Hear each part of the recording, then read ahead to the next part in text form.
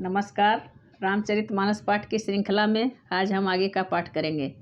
अभी तक बालकांड में दोहा नंबर 270 तक का पाठ हम किए हैं।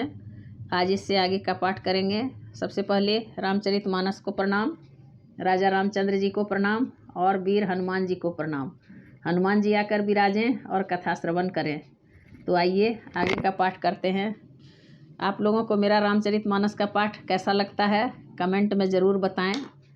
तो आइए आगे का पाठ हम सुनाते हैं। नाथ शंभु धनु भंजनिहारा हो, यहीं के एक दास तुम्हारा। आयसु काह कहिय किन मोही, सुनि रिसाई बोले मुनि कोही। हे नाथ, शिव जी के धनुष को तोड़ने वाला आपका कोई एक दास ही होगा। क्या आज्ञा है, मुझसे क्यों नहीं कहते। यह सुनकर क्रोधी मुनि रिसा कर बोले, सेवक सो जो करे सेवकाई, अरि करनी करी करी लराई। सुनहु राम जहि शिव धनु तोरा, सहस बाहु सम सो रिपु मोरा। सेवक वह है जो सेवा का काम करे, शत्रु का काम करके तो लड़ाई ही करनी चाहिए। हे राम सुनो, जिसने शिव जी के धनुष को तोड़ा है वह सहस्त्र बाहु के समान मेरा शत्रु है। सो बिलगाऊ बिहाई समाजा, नत मारे जय हहि सब राजा। सुनि मुनि बचन लखन मुस्काने, बोले पर सुधरहि अपमाने।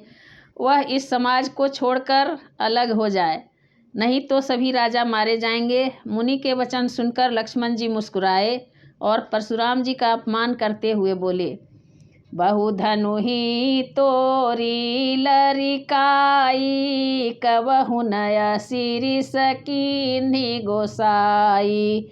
एहि धनु पर ममता के ही है तू, सुनि रिसाई कह भृगुकुल के तू। हे गोसाई, लड़कपन में हमने बहुत ही धनुहियाँ तोड़ डाली, किंतु आपने ऐसा क्रोध कभी नहीं किया। इसी धनुष पर इतनी ममता किस कारण से है। यह सुनकर भृगुवंश की ध्वजा स्वरूप परशुराम जी कुपित होकर कहने लगे, रे नृप बालक काल बस, बोलत तो ही न संभार। धनु ही समति पुरारी धनु, विदित सकल संसार। अरे राजपुत्र, काल के वश में होने से तुझे बोलने में कुछ भी होश नहीं है। सारे संसार में विख्यात शिवजी का यह धनुष क्या धनु ही के समान है। लखन कहा हंसी हमरे जाना, सुनहु देव सब धनुष समाना। का क्षति लाभु जून धनु तोरे, देखा राम नयन के भोरे। लक्ष्मण जी ने हंसकर कहा, हे देव सुनिए, हमारे जान में तो सभी धनुष एक से ही हैं। पुराने धनुष के तोड़ने में क्या हानि लाभ। श्री रामचंद्र जी ने तो इसे नवीन के धोखे से देखा था। छुअत टूट रघुपति हुन दोषु, मिनु मुनि बिनु काज करिय कतरोसु। छुअत टूट रघुपति हुन दोषु, मुनि बिनु काज करिय कतरोसु। बोले चितई परसु की ओरा, रे सठ सुने ही सुभाउ न मोरा। फिर यह तो छूते ही टूट गया, इसमें रघुनाथ जी का कोई दोष नहीं है। मुनि, आप बिना ही कारण किस लिए क्रोध करते हैं। परशुराम जी अपने फरसे की ओर देखकर बोले, अरे दुष्ट, तूने मेरा स्वभाव नहीं सुना। बालकु बोली बधाऊं नहीं तो ही, केवल मुनि जड़ जान ही मोही। बाल ब्रह्मचारी अति कोही, विश्व विदित क्षत्रिय कुल द्रोही। मैं तुझे बालक जानकर नहीं मारता हूँ। अरे मूर्ख, क्या तू मुझे निरा मुनि ही जानता है। मैं बाल ब्रह्मचारी और अत्यंत क्रोधी हूँ। क्षत्रिय कुल का शत्रु तो विश्व भर में विख्यात हूँ। भुजबल भूमि भूप बिनु किन्ही, विपुल बार मही देवन दिन्ही। सहस बाहु भुज छेद निहारा, परसु बिलोकु महीप कुमारा। अपनी भुजाओं के बल से मैंने पृथ्वी को राजाओं से रहित कर दिया और बहुत बार उसे ब्राह्मणों को दे डाला। हे राजकुमार, सहस्रबाहु की भुजाओं को काटने वाले मेरे इस फरसे को देख। मातु पिता ही जनि सोच बस, करसी महिष किशोर। गर्भन के अर्भक दलना, परसु मोर अति घोर। अरे राजा के बालक, तू अपने माता पिता को सोच के वश न कर। मेरा फरसा बड़ा भयानक है, यह गर्भों के बच्चों का भी नाश करने वाला है। बिहसी लखन बोले मृदुबानी, अहो मुनीश महाभट मानी। पुनि पुनि मोहि देखाव कुठारू, चहत उड़ावन फूकी पहारू। लक्ष्मण जी हंसकर कोमल वाणी से बोले, अहो मुनीश्वर, तो अपने को बड़ा भारी योद्धा समझते हैं, बार बार मुझे कुल्हाड़ी दिखाते हैं, फूंक से पहाड़ उड़ाना चाहते हैं। यहाँ कुम्हड़ बतिया को नाही, जे तर्जनी देखी मरि जाही। देखी कुठारू सरासन बाना, मैं कछु कहा सहित अभिमाना। यहाँ कोई कुम्हड़े की बतिया नहीं है जो तर्जनी उंगली को देखकर देखते ही मर जाती है। कुठार और धनुष बाण देखकर ही मैंने कुछ अभिमान सहित कहा था। भृगुसुत समुझि जनेऊ बिलोकी, जो कछु कहु सहु रिस रोकी। सुर महिषुर हरिजन अरुगाई, हमरे कुलइन परन सुराई। भृगुवंशी समझकर और यज्ञोपवीत देखकर तो जो कुछ आप कहते हैं उसे मैं क्रोध को रोक कर सह लेता हूँ। देवता, ब्राह्मण, भगवान के भक्त और गौ, इन पर हमारे कुल में वीरता नहीं दिखाई जाती। बधे पाप अपकीरति हारे, मारत हूँ पापरिय तुम्हारे। कोटि कुलिस सम बचन तुम्हारा, व्यर्थ धरहु धनु बाण कुठारा। क्योंकि इन्हें मारने से पाप लगता है और इनसे हार जाने पर अपकीर्ति होती है, इसीलिए आप मारें तो भी आपके पैर ही पड़ना चाहिए। आपका एक एक वचन ही करोड़ों वज्रों के समान है। धनुष बाण और कुठार तो आप व्यर्थ ही धारण करते हैं। जो बिलोकी अनुचित कहे क्षमहु महामुनि धीर, सुनि सरोस भृगुवंश मणि, बोले गिरा गंभीर। इन्हें धनुष बाण और कुठार को देखकर मैंने कुछ अनुचित कहा हो तो उसे हे धीर महामुनि क्षमा कीजिए। यह सुनकर भृगुवंश मणि परशुराम जी क्रोध के साथ गंभीर वाणी बोले, कौशिक सुनहु मंद यह बालकु, कुटिल काल बस निज कुल घालकु। भानुवंश राकेश कलंकु, निपट निरंकुश उदय शंकु। हे विश्वामित्र सुनो, यह बालक बड़ा कुबुद्धि और कुटिल है। काल के वश होकर यह अपने कुल का घातक बन रहा है। यह सूर्यवंश रूपी पूर्णचंद्र का कलंक है। यह बिल्कुल उदंड, मूर्ख और निडर है। काल कवलु होई छन माही, कहूँ पुकारी खोरी मोहि नाही। तुम हट कहु जो चहु उबारा, कही प्रताप बलु रोष हमारा। अभी क्षण भर में यह काल का ग्रास हो जाएगा। मैं पुकार कर कहे देता हूँ, फिर मुझे दोष नहीं है। यदि तुम इसे बचाना चाहते हो तो हमारा प्रताप, बल और क्रोध बतलाकर इसे मना कर दो। लखन कहे मुनि सूजस तुम्हारा, तुम्हि अछत को बरने पारा। अपने मुँह तुम आपनी करनी, बार अनेक भांति बहु बरनी। लक्ष्मण जी ने कहा, हे मुनि, आपका सुयश आपके रहते दूसरा कौन वर्णन कर सकता है। आपने अपने ही मुँह से अपनी करनी अनेकों बार बहुत प्रकार से वर्णन की है। नहीं संतोषत पुनि कछु कहु, जनि रिसरो की दुसह दुख सहु। वीर व्रती तुम धीर अछोभा, गारी देत न पावहु शोभा। इतने पर भी संतोष न हुआ हो तो फिर कुछ कह डालिए। क्रोध रोक कर असह्य दुख मत सहिए। आप वीरता का व्रत धारण करने वाले, धैर्यवान और क्षोभ रहित हैं, गाली देते शोभा नहीं पाते। सूर समर करनी करही, कही न जना वही आप। विद्यमान रन पाई रिपु, कायर कथहि प्रताप। सूरवीर तो युद्ध में करनी करते हैं, कहकर अपने को नहीं जनाते। शत्रु को युद्ध में उपस्थित पाकर कायर ही अपने प्रताप की डींग मारा करते हैं।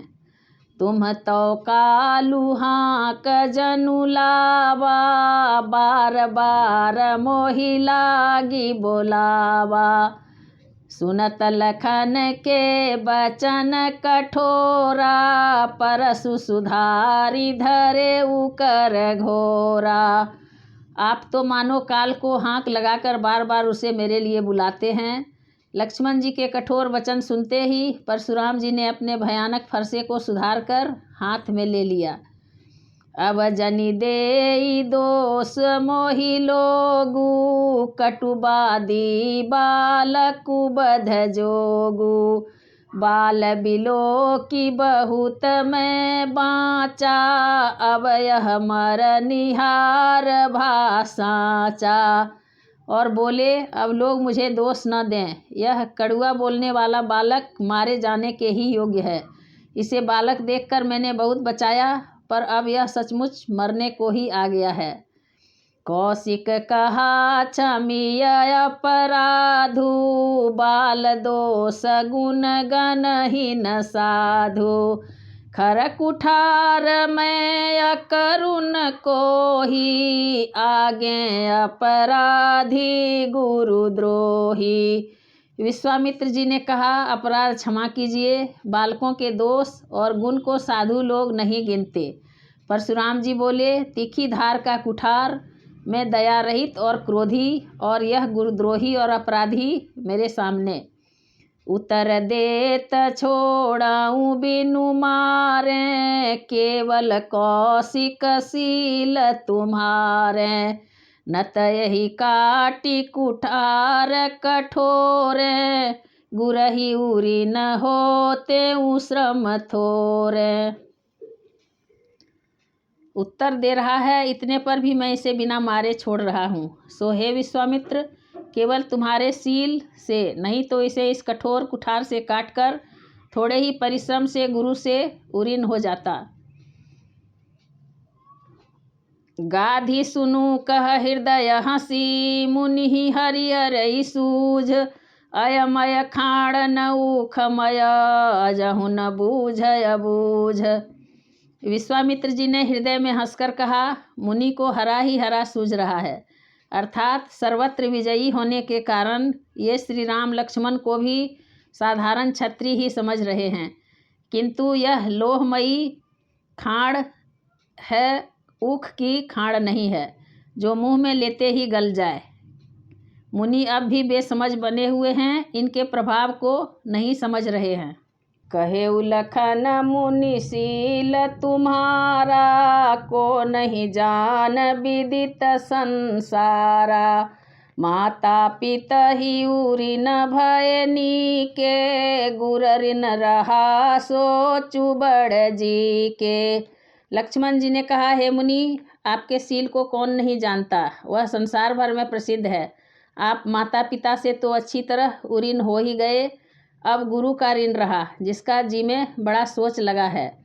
सो जनु हमरे ही माथे काढ़ा, दिन चली गए ब्याज बड़ बाढ़ा।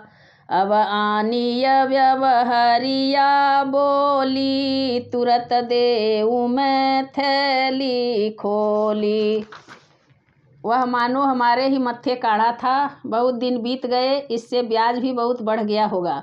अब किसी हिसाब करने वाले को बुला लाइए तो मैं तुरंत थैली खोलकर दे दूं। सुनी कटु बचन कुठार सुधारा, हाय हाय सब सभा पुकारा। भृगुबर परसु देखावहु मोही, विप्र विचारी बचऊं निरपद्रोही। लक्ष्मण जी के कड़वे वचन सुनकर परशुराम जी ने कुठार संभाला। सारी सभा हाय हाय करके पुकार उठी। लक्ष्मण जी ने कहा, हे भृगुश्रेष्ठ, आप मुझे फरसा दिखा रहे हैं, पर हे राजाओं के शत्रु, मैं ब्राह्मण समझकर बचा रहा हूँ। मिले न कबहूँ सुभटरन गाढ़े, द्विज देवता घर ही के बाढ़े। अनुचित कही सब लोग पुकारे, रघुपति शयन ही लखन निवारे। आपको कभी रणधीर बलवान वीर नहीं मिले, हे ब्राह्मण देवता, आप घर ही में बड़े हैं। वह सुनकर अनुचित है कहकर सब लोग पुकार उठे। तब श्री रघुनाथ जी ने इशारे से लक्ष्मण जी को रोक दिया। लखन उतर आहुति सरिस, भृगुबर को पकृशान।